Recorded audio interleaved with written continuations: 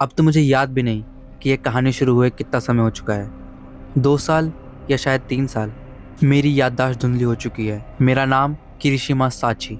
पेशे से मैं एक प्रोफेशनल राइटर हूँ। बिना किसी डाउट के ये मेरी लास्ट बुक होने वाली है। मेरी एक ही इच्छा है कि बहुत देर हो जाने से पहले ये बुक किसी को मिले, ताकि उसे ये पता चल सके कि मेरे साथ क्या हुआ था। एंड हम देखते हैं कि एक आदमी है जो कि एक चेयर से बंधा हुआ है एंड उसके आजू बाजू दीवार पे काफ़ी सारा खून है और ये खून उसी का है। वो कुछ बड़बड़ा रहा है। वो कह रहा है कि मैं भीख मांगता हूँ, मेरी बात सुनो, तुम जो कहोगे मैं वो करूँगा।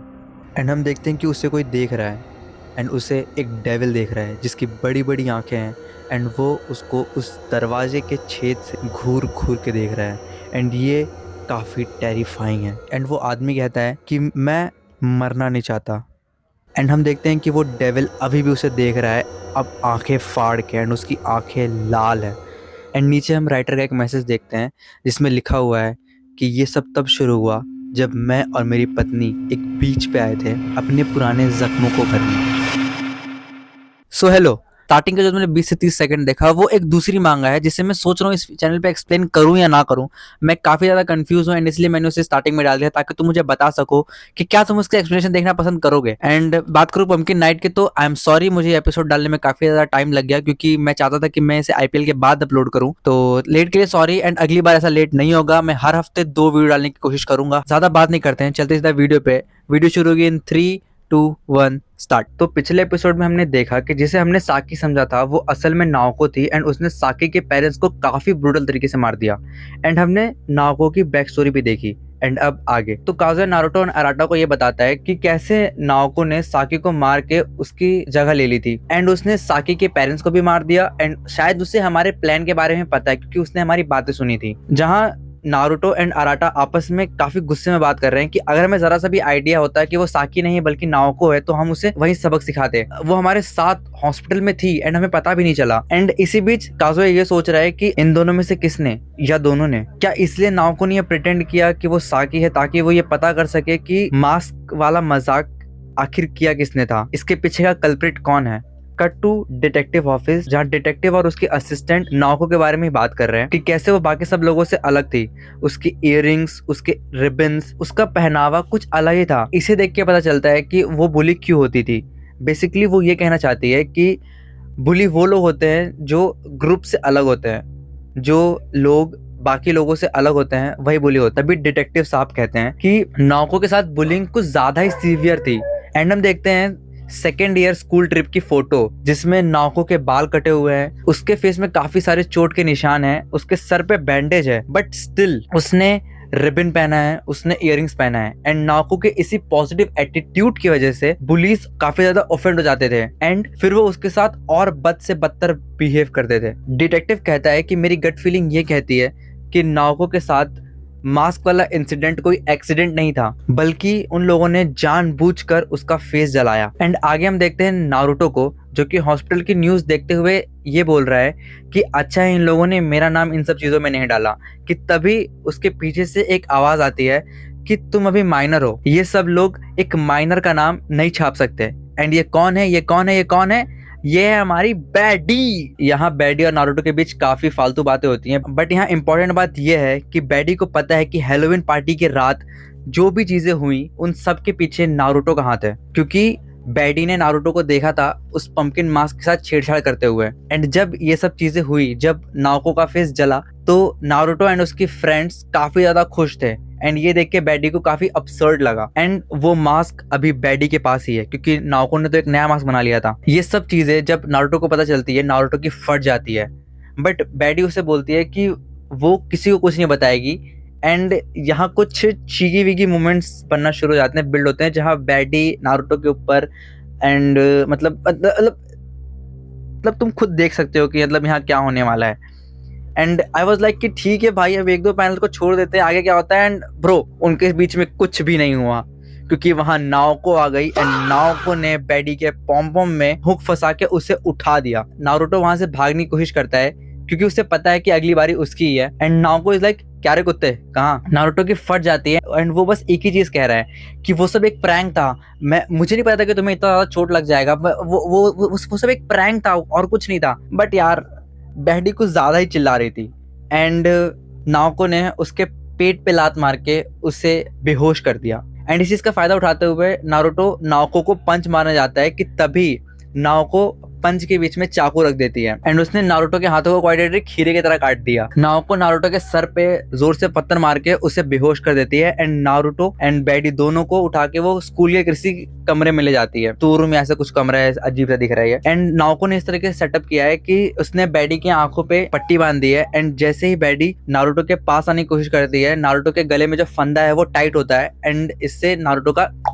मुंडी कट सकता है। बेसिकली इन सब चीजों में नाओको का एक एजेंडा ये तो है कि उसे नारुतो को मारना है, बट उसका दूसरा एजेंडा ये है कि उसे नारुतो के मुंह से कन्फेस कराना है कि जो भी उस रात हुआ था वो सब उसी ने किया था एंड इसे वो लाइव स्ट्रीम करने वाली है माई ट्यूब पे।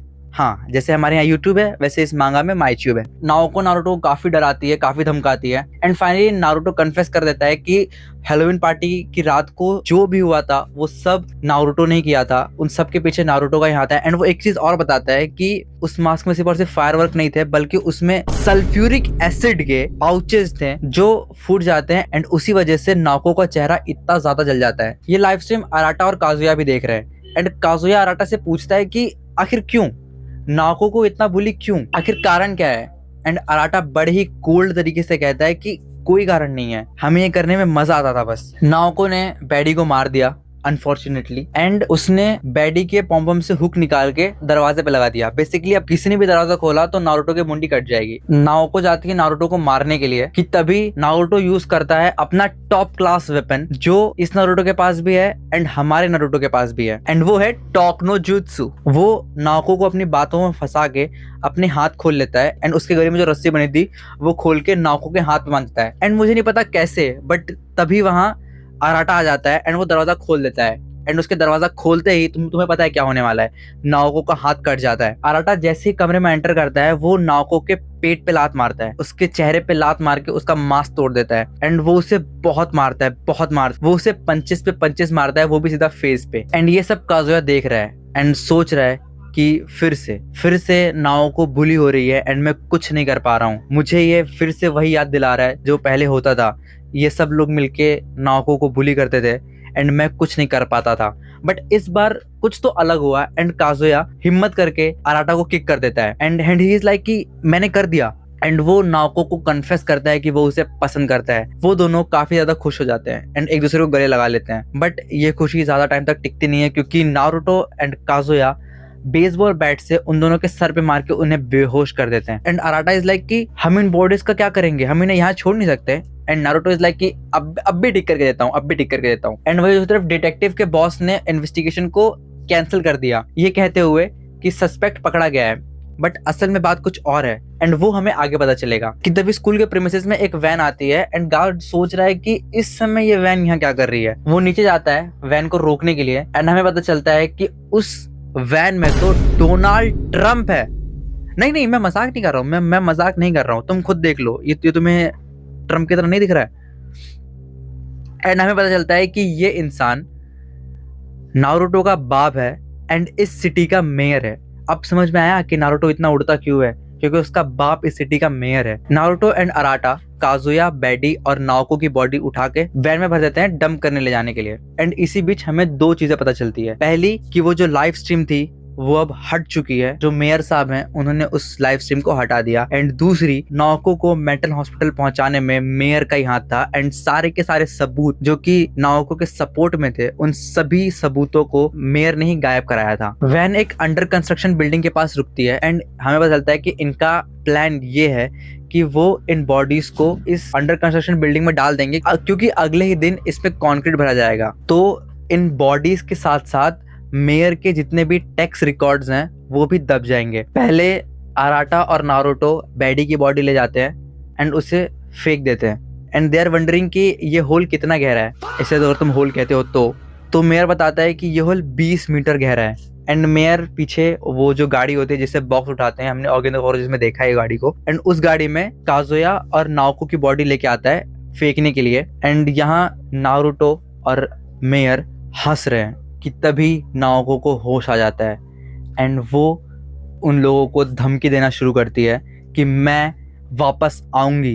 पंपकिन नाइट इनविंसिबल है, पंपकिन नाइट कभी मर नहीं सकता। एक बार हो, 2 बार हो, 3 बार हो, जब तक तुम लोग नहीं मरते मैं तब तक वापस आऊंगी। पंपकिन नाइट से डरो। मेयर अराटा और नारुतो की गांड फट जाती है एंड मेयर ले जाके उन दोनों की बॉडी फेंक देता है एंड नाओको मर जाती है। तीनों वहां से बाहर निकलते हैं एंड कार में बैठने जाते हैं कि तभी एंड नारुतो को विजन आता है उन सभी चीजों का जो कि नाओको ने अभी जस्ट कहा एंड वो ये सोच के काफी डर जाता है। जब नारुतो से पूछता है कि क्या हुआ तो ही इज लाइक कि नहीं नहीं कुछ नहीं, आई एम फाइन। एंड तभी अराटा की नजर दूर एक बिल्डिंग पे पड़ती है एंड वहां वो जो देखता है उसे देख उसका तुम रिएक्शन खुद देख सकते हो क्योंकि वहां खड़ा है पंपकिन नाइट। तो क्या नाओको जिंदा है या ये पंपकिन नाइट कोई और है या ये पंपकिन नाइट है ही नहीं? एंड ये सब हमें पता चलेगा पार्ट 4 में। सो ये वीडियो यहीं खत्म होती है एंड अगर तुम्हें ये वीडियो पसंद आई हो तो प्लीज चैनल को लाइक कर दो, वीडियो को सब्सक्राइब कर दो, या उसका उल्टा चैनल को सब्सक्राइब कर दो एंड वीडियो को लाइक कर दो। कमेंट जरूर करना कि तुम्हें इस मांगा के बारे में क्या पसंद आ रहा है एंड मुझे ये भी कमेंट करके बताओ कि क्या तुमने जो स्टार्टिंग में जो तुमने वीडियो देखा क्या तुम उसकी मांगा देखना पसंद करोगे या नहीं करोगे, मुझे ये जरूर बता देना। एंड ये रहे मेरे नीचे सोशल मीडिया हैंडल्स, तुम यहाँ हैं एंड नीचे डिस्क्रिप्शन में है, तुम जाके वहाँ मुझे फॉलो करो ताकि तुम्हें पता चल सके कि मैं जिंदगी में क्या कर रहा हूँ। एंड अगर तुम्हें मूवीज रिलेटेड कंटेंट देखना पसंद है लाइक मूवी रिव्यू या मूवी रिकमेंडेशन तो ये रहा मेरा यूट्यूब चैनल, तुम मुझे यहाँ जाके भी सब्सक्राइब कर सकते हो। यहाँ मैं मूवीज एक्सप्लेन करता हूँ, नहीं एक्सप्लेन नहीं करता, मैं मूवीज को देख के उन्हें रिव्यू करता हूँ। तो मिलते हैं किसी अगली वीडियो में। आई थिंक अगली वीडियो तुम्हें शायद वो स्टार्टिंग का क्लिप ज़्यादा पसंद आया तो मैं उसी के ऊपर वीडियो बना दूंगा। तो मिलते हैं उसमें या किसी और में या मिलते हैं चैप्टर 4 में। बाय एंड हाँ शेयर करना मत भूलना। सी यू। मरद वो हलकता कलंक और कर्म से मतलबी, तू देता नहीं फक्त बिलोंडो के रास्ते लगा दूं या मैं लगता गडकरी।